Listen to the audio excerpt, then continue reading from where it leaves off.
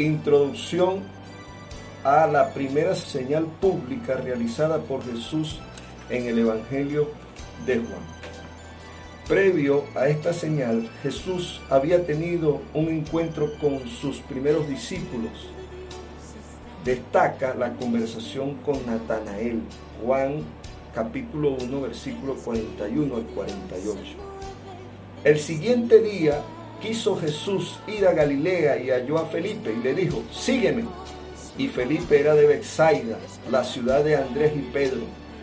Felipe halló a Natanael y le dijo: hemos hallado a aquel de quien escribió Moisés en la ley, así como los profetas, a Jesús, el hijo de José de Nazaret.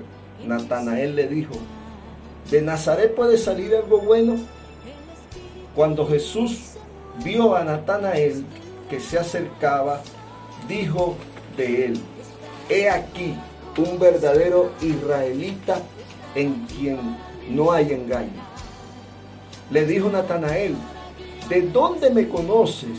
Respondió Jesús y le dijo: antes que Felipe te llamara, cuando estabas debajo de la higuera, te vi. Esta señal previa Jesús la hace justo antes de iniciar su ministerio público de 2 años, mostrando así su propiedad o atributo de la omnisciencia, que es todo el conocimiento en esa persona, en la persona de Dios. Al expresarle a Natanael de saber de él y su vida mucho antes de estar debajo de ese árbol, de esa higuera, lo que provocó la respuesta: Rabí, tú eres el Hijo de Dios, tú eres el Rey de Israel. Jesús está mostrando su eternidad, su conocimiento de todos los tiempos, pasado, presente y futuro. Juan narra 7 acciones milagrosas de Jesús en su evangelio, usando la palabra semeión, aunque no en todos los casos. Esta palabra semeión, que significa señales, obras de Dios que comunican un mensaje. En cada una de esas 7 señales se trata de un milagro público ante espectadores creyentes y no creyentes. Junto a la narración del milagro hay una declaración o un diálogo de Jesús con los testigos del evento, en el cual se revela el significado de la señal. Algunos van a creer y otros no. El milagro señal produce una confrontación de la luz con las tinieblas. Juan amplía el recurso de las señales para el mismo fin por el cual escribió el Evangelio: producir en las personas la fe en Jesús como el Cristo esperado, como Hijo de Dios y como el Salvador. La primera señal pública de Jesús fue el milagro de la conversión del agua en vino. El mensaje de esta señal es simple: viene un cambio, viene una transformación, anticipando la gran transformación del mundo que viene con el reino de Cristo. Juan informa que el agua en las tinajas era la que se usaba en las ceremonias de purificación judías, los lavamientos ceremoniales mandados por la ley de Moisés. Las tinajas de piedra eran bastante grandes, con capacidad de contener 80 90 litros de agua cada una aproximadamente. Su conversión en vino, el mejor vino, habla de algo mejor que traería Jesús. Las ceremonias de lavamientos y rituales serían reemplazados por su gracia, su favor. Esa noticia del cambio por venir se enfatiza en las narraciones posteriores. La limpieza del templo, Juan capítulo 2 versículos del 13 al 22, la conversación con Nicodemo, Juan capítulo 3 versículo 1 al 21, y la conversación con la samaritana, Juan capítulo 4 versículo 1 al 42. En todos estos casos, Jesús anuncia que vienen cosas nuevas, un nuevo templo, un nuevo mandamiento y una nueva adoración. Adelante, mi hermano Alexis, Dios te bendiga, Dios te use, amigo. Amén, amén.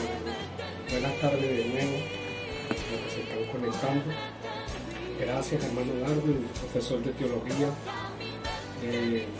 Aportó mucho a mi ministerio, mi llamado, a mi preparación.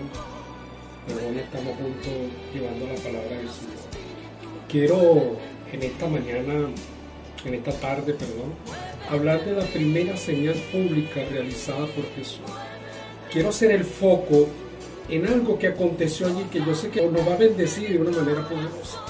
Nos va a enseñar, nos va a canalizar, nos va a posicionar, porque a veces estamos sirviéndole a Dios, estamos en Dios, adoramos a Dios, vamos a la iglesia, a la congregación, estamos predicando en el metro, sea a los vecinos, pero hay algo allí que Dios esconde, que yo quiero que usted esté atento con el lápiz, una hoja, y yo voy a hablar en dos capítulos en el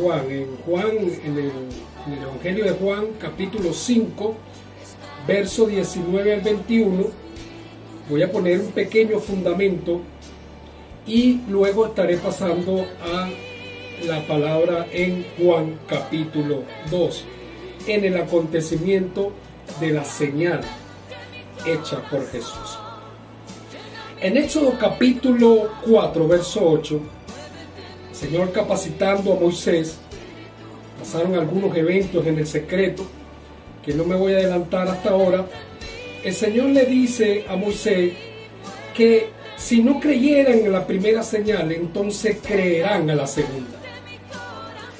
Y me llama la atención porque cuando el Señor llama a Moisés, le da una directriz, pero nos vamos al Antiguo Testamento y comprendemos cómo operaba la tríada en el antiguo tiempo y cómo sigue operando.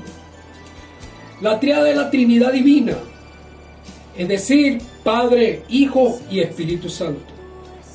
Considero la manifestación del Padre literalmente en hombres de Dios para hacer la obra de su llamamiento, donde el Padre dirigía algunos acontecimientos.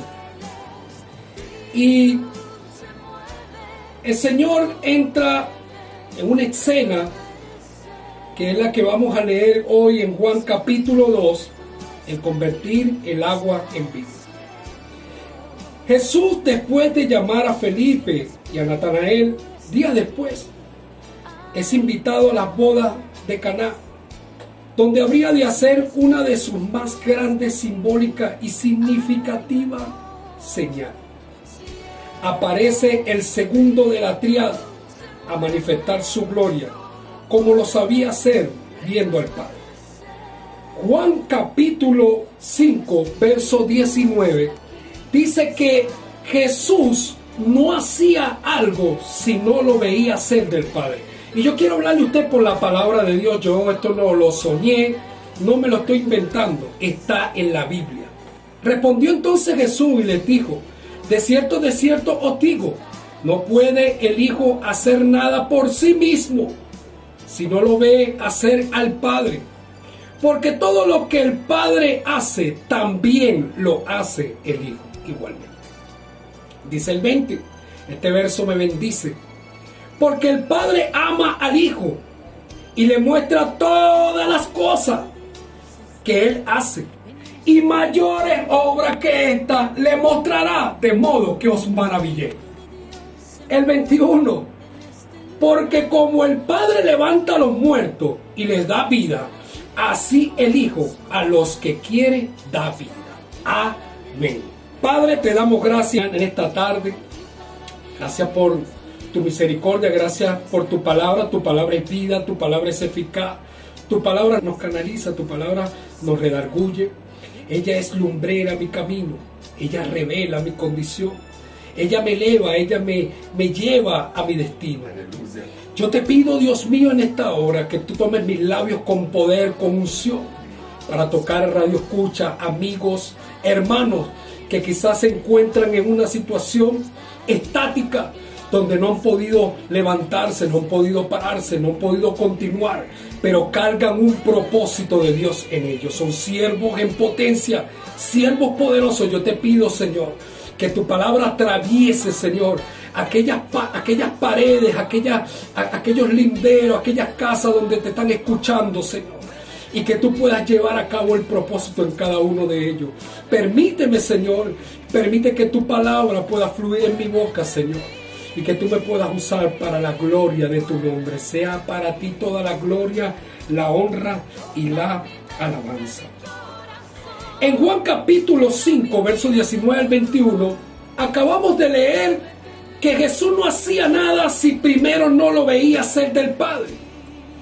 El Señor en el Antiguo Testamento, el Padre operó directamente en hombres de Dios para hacer hazañas y cosas poderosas, como el ejemplo, el texto del personaje que acabé de tocar en Éxodo capítulo 4, verso 8. Ahora se aparece en escena nuestro amado Rey y único Salvador, Jesucristo, para manifestar la esencia, para manifestar el poder. Dice que el Padre estaba en Él y Él en el Padre, que ellos eran uno solo. En el Antiguo Testamento, el Padre abre el Mar Rojo en Éxodo 14, 21. El Hijo reprende el mar y los vientos en Mateo 8, 26. Porque todo lo que Él veía hacer el Padre, Él también lo hacía. El Padre perdona a la ramera Rahab en Josué 6, 17. El Hijo perdona a la mujer en adulterio en Juan capítulo 8, verso 11. Porque todo lo que veía hacer al Padre, Él también lo hacía. El Padre resucita al niño de la tsunamita en 2 de Reyes 4:34 a través de nuestro hermano Eliseo. El Hijo resucita a Lázaro en Juan 11:41 al 44. El Padre convierte el agua en sangre en Éxodo 7:20.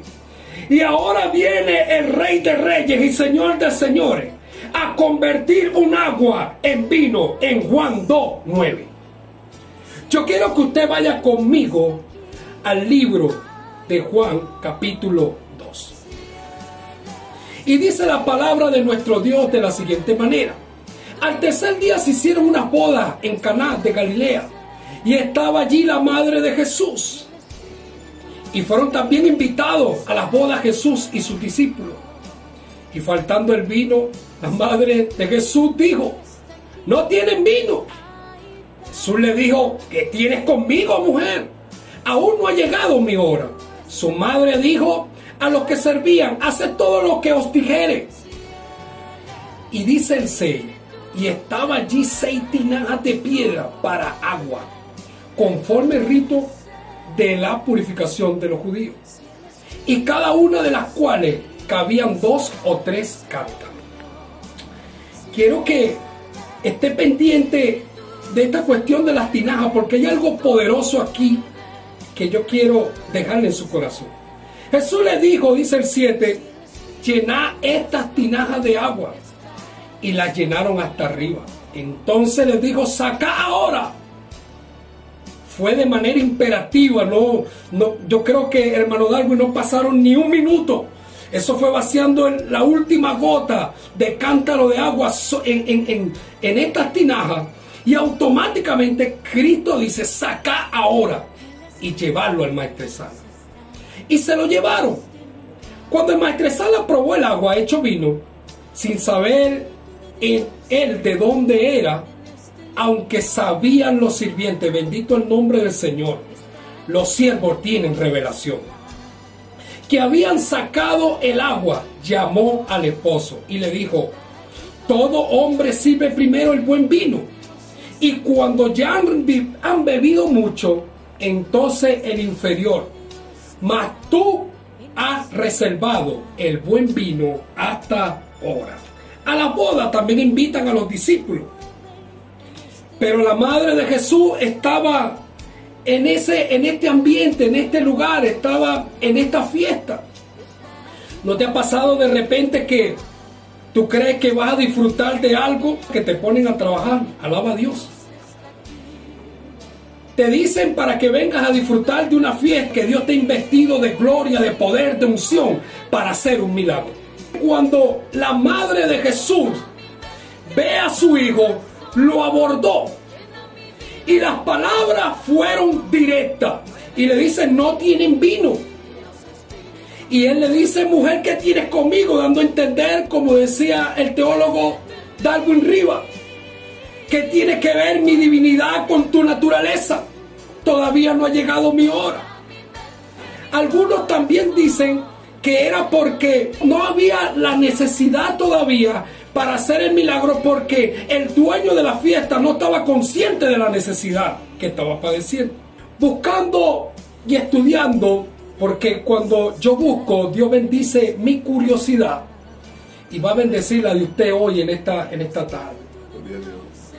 Dice que en el contexto histórico y cultural, cuando faltaba vino o faltaba algo de alguna provisión de esta fiesta, que para mí era una fiesta exorbitantemente larga, de verdad que era larga porque duraban de una semana a 15 días. No sé, posiblemente que la primera semana se había acabado el vino. Y ahora, literalmente, el novio podía pasar a tener un problema con los padres de esta novia, de su esposa. Y le dice, María, no tienen vino, porque estaba preocupada. Jesús se ve en una situación donde no coloco a Jesús como que si no fuera, que no lo supiera todo. Él lo sabe todo, Él es omnisciente. No es que Jesús está obedeciendo lo que la madre le está pidiendo. Ojo, la madre manifestó una necesidad que estaba en lo oculto y le hace saber a Jesús que hay que hacer un milagro urgentemente. María, como intercesora, esto representa dos cosas. Intervino por el novio, aún en las carencias de su boda. También tomó el problema para ella, lo tomó propio, lo tomó suyo. ¿Qué tal que Dios te levante en una mañana, en una madrugada, y te ponga a orar por tus hijos, por los hijos de alguien que están en droga, que están apartados, que están presos, cuando tu hijo está preso, cuando tu hijo está en las drogas? ¿Qué tal cuando Dios te dice, párate porque voy a bendecir a tal familia y necesito que te levantes en clamor para darle provisión a alguien cuando tú en tu despensa no tienes nada que darle a tus hijos? María se para y toma el problema y lo tomó suyo, lo tomó propio, lo tomó para ella. Existía un rito que lo dijo mi hermano Darwin, y era que habían 6 tinajas de piedra para el agua conforme al rito de la purificación. Cuando Jesús llega a la escena y la mamá le proyecta, le manifiesta el problema que había, Jesús da la orden y le dice a los siervos, llena estas tinajas hasta arriba. Cada tinaja tenía aproximadamente entre 80 y 90 litros. Otros dicen que llegaba aproximadamente a 100. Pero no vamos a caer en diferencia entre 80 y 90. Cada cántaro podía contener unos 30 litros. Y Jesús dice, llená estas tinajas hasta arriba. Pasa un milagro inescrutable. Ese exorbitante no nos da la mente para saber cómo Jesús alteró el cronos del hombre para entrar en un Cairo. Jesús alteró el tiempo de la preparación de este vino. En esta fiesta judía había un vino que podía ser añejado a más o menos de 5 a 10 años. Jesús pasó el límite del tiempo. Jesús le dio añejo al vino. Aleluya. Lo que tanto te ha costado para tenerlo en meses, Jesús te dice en esta tarde que lo que te ha costado lo tendrás de un momento para otro en sus manos. El milagro que Jesús hace no ocurre ni en el cántaro, tampoco ocurrió en las tinajas como nos han enseñado. El milagro ocurrió fue en los utensilios de los siervos. Note que el versículo 9 habla que los sirvientes habían sacado el agua. No dice que habían sacado el vino, porque si habían sacado el vino, el milagro ocurrió entonces en la tinaja o ocurrió en el cántaro mientras que se echaba el agua en la tinaja. Me llama la atención porque Jesús da la orden y le dice a los siervos, quizás segundo, un minuto después de haber llenado las tinajas, dice sacarlo y llevarlo al maestresala. Ellos no se desviaron, ellos no vituperaron, ellos no cuestionaron el mandato de Dios, porque quiero decirte a ti, ministro, líder de hogar que me estás escuchando, amigo, porque las demandas de Dios no se discuten, se ejecutan. El Señor da la orden a estos siervos y siervos obedientes. Fueron a llevar un agua. Ellos sabían que lo que tenían en el vaso era agua. El asunto de todo esto es que estaban envueltos en una esfera de gloria, de divinidad de Dios, que los llevaba cauterizado, que lo llevaba canalizado para que no se desviara y llevara el vino a aquel que daría la aprobación de que era el mejor vino hasta ahora. Este vino que el Señor hizo en este milagro de la boda de Canaán no se compara actualmente con el vino que los israelitas toman, que llaman ellos blanco de castillo. Este vino es el vino número 1 que toman los israelitas. El vino que toman actualmente los israelitas no se compara con el vino que hizo Jesucristo en la boda de Canaán. Aleluya. Gloria a Dios. Me gusta porque a los judíos, a este matrimonio se le había acabado el vino. Y Jesús no hizo el milagro exactamente medido. Porque para hacer un tipo de esta fiesta tan de envergadura, tenían que tener aproximadamente unos 250 litros de vino. Cosas que posiblemente ya se habían tomado. Quizás la casa se le llenó de gente, la fiesta se le llenó, estaba buena. Y el vino se les acaba. Y Jesús dijo, yo no te haré los 250 vinos restantes de la semana que te falta. Te voy a hacer un milagro de 500 litros, media tonelada de vino, para que continúes tu gozo en la celebración. El pastor Satirio dos Santos decía algo, que la vida es como la bicicleta, que para mantenerse en equilibrio hay que seguir pedaleando.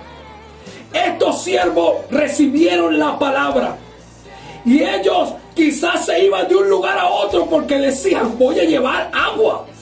Si yo llevo esta agua al maestresala, el maestresala me va a quitar la cabeza, porque me está diciendo, porque me estás engañando, porque me das agua por vino. Sucedió un milagro sobrenatural.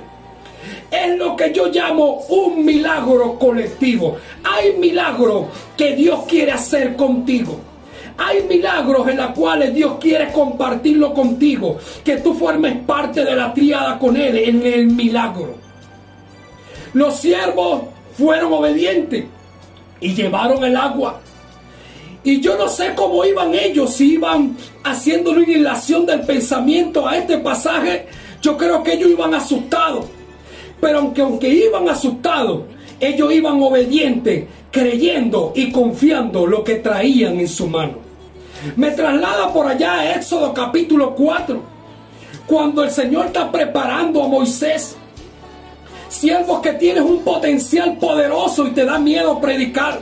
Siervos que tienes un potencial poderoso y te da miedo alabar a Dios y a cantarle. Y llevar a la presencia de Dios a aquellos que no pueden entrar. Pero es tu unción, es tu potencial y es donde Dios te va a usar. Pero tú no lo sabes hasta que estás frente a aquel que te lo dio. El Señor llama a Moisés en el capítulo 4. Y Moisés carga algo en la mano y es una vara. Y le dice, ¿qué traes en tu mano? Y Moisés le dice, una vara. Y le dice, échala en el suelo. El Señor le trata de mostrar a Moisés que hay un poder en aquello que todo el tiempo estuvo con él. Cuando Moisés lanza la vara a la tierra, aquella vara se convirtió en nada más y nada menos que no en un conejo, no fue una ardilla, fue una serpiente. Y salió el hombre casi corriendo y le tuvo miedo a algo que toda la vida lo tuvo en su mano. Cuando estás en Dios, Dios te va a desafiar a hacer la obra de Dios, a hacer cosas poderosas para que tú con Él y Él contigo hagan las cosas gloriosas que Él ya ha predestinado, según Salmo 139, para que tú hagas. Dice William Barclay que a medida que ellos iban dando el paso, el agua iba cambiando de color. Yo vengo a decirte algo, que si Jesús te dio una palabra, te dio una orden para hacer algo específico en la tierra y te ha dado miedo, da los pasos, que mientras que estés dando pasos te mantendrás equilibrado para llegar al destino consumado en Cristo Jesús. Cuando el maestresala probó el agua hecha vino, sin saber de dónde era, aunque lo sabían los sirvientes que habían sacado el agua, llamó al esposo. Note que en el versículo 9 dice que llamó al esposo. El que estaba metido en problemas era el esposo. Y yo quiero darte una bendición hoy en esta tarde. Hay milagros que tú vas a recibir por la cual tú no oraste. María intervino en el secreto. Intercedió por este joven que quizás estaba en problema, porque según el contexto histórico y cultural, este hombre podía estar metido en un problema legal por faltar a una provisión, a una fiesta. Y Jesús, a través de María y María manifestando la necesidad, le cubrió la necesidad en secreto, porque él no sabía lo que hay de venir. Yo vengo a decirte algo hoy, que quizás estás atravesando por cosas fuertes en esta pandemia, en esta situación, no tienes empleo, no tienes trabajo, y quizás te está quedando la única harina pan en tu despensa. Quizás dice como la viuda de Zarepta, comeremos y moriremos, pero Dios te dice, yo estoy trabajando en el secreto para darte la provisión que tú necesitas. Bendito el nombre del Señor. El maestresala, quien es supervisor de boda experto, es el que supervisaba todas las comidas, las bebidas, tenían que pasar por su mesa. Él las probaba y si estaban altas en calidad, él decía, está bien. Pero él dice que al probar el vino dijo, wow, este vino no lo había probado nunca. Y llamó al esposo y le dijo, ¿de dónde sacaste este vino? Además has guardado y reservado el mejor vino de último. Quiero que sepas algo, que el mejor vino se esconde en botellas oscuras. Si el vino recibe luz, el vino se daña. ¿Qué te quiero aplicar a tu corazón? Que tu mejor vino, tu mejor gozo vendrá de tus oscuridades que tú has vivido. Y alegrarás el corazón de muchas personas. alegrarás el corazón de tus hijos, alegrarás el corazón de tu familia, alegrarás el corazón donde tú trabajas, alegrarás el corazón de tu vecino, y la gente dirá: wow, esta mujer continuamente tiene gozo, este hombre continua tiene gozo. ¿Cómo es posible si con el problema que ella está atravesando o él se hubiera dado un tiro en la cabeza? Pero el vino produce gozo. Nehemías 8:10 dice que comer grosura y beber vino dulce, porque día santo a Dios es este. Y dice al final: porque el gozo de Jehová es mi fortaleza.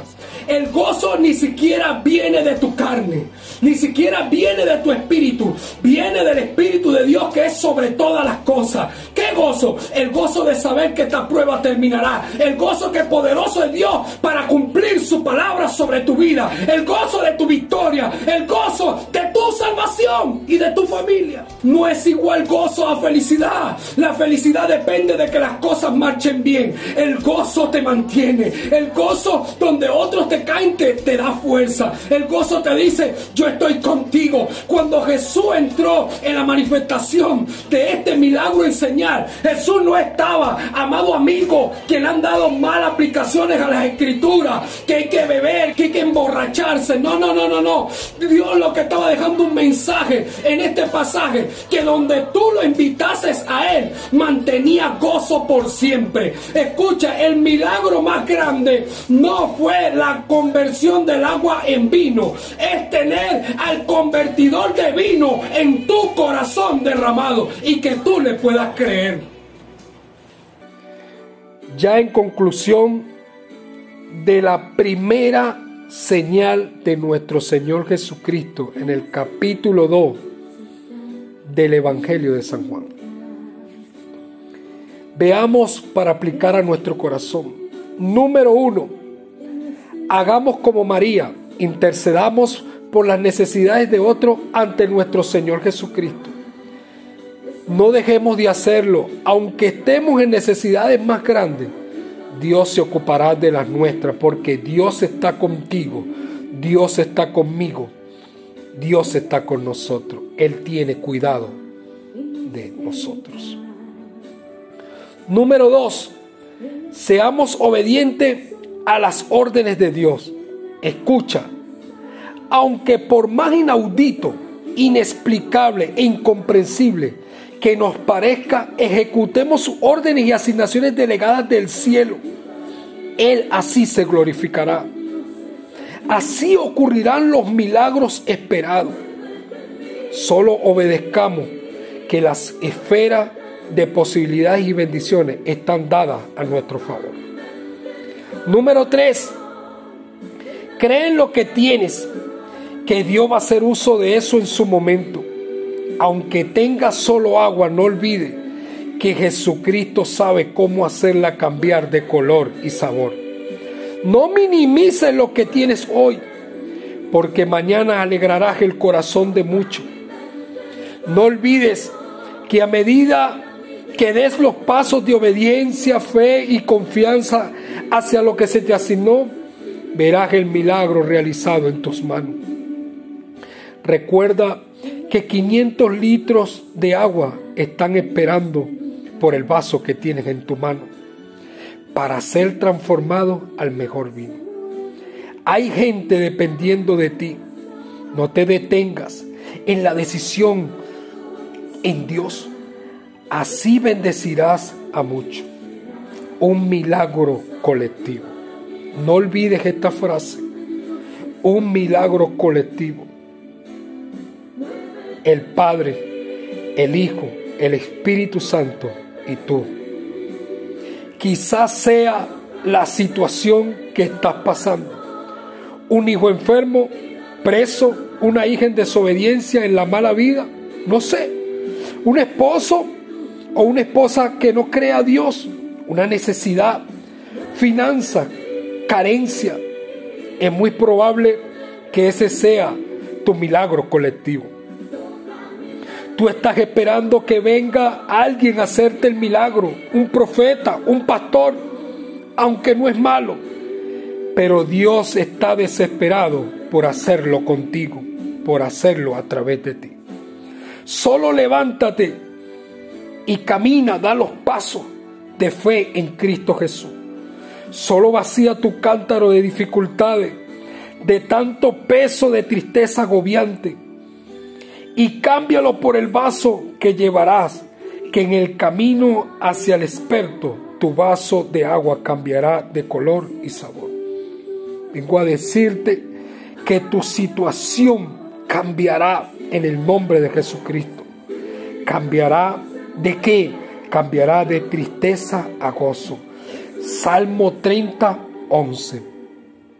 Quiero dar gracias al Señor por esta gran oportunidad que me brindó a través del teólogo aquí presente y mi profesor Darwin Rivas.